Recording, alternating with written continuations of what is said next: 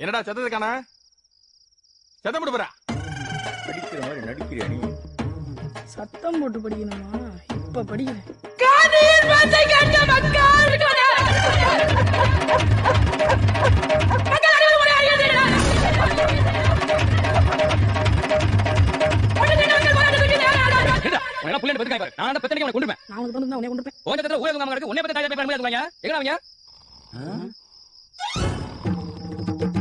மட்டிக்கினாரு ஒருத்தரு மட்டிக்கினாரு